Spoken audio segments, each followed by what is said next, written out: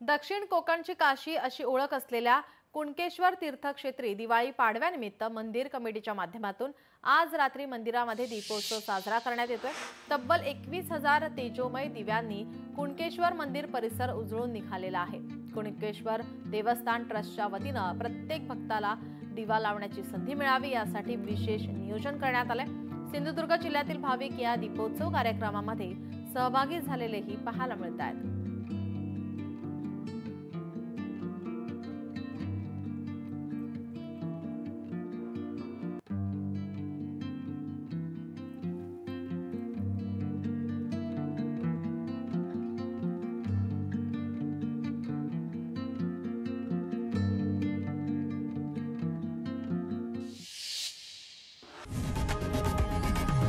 लोकशाही मराठी ऐका, पहा, जागरूक रहा।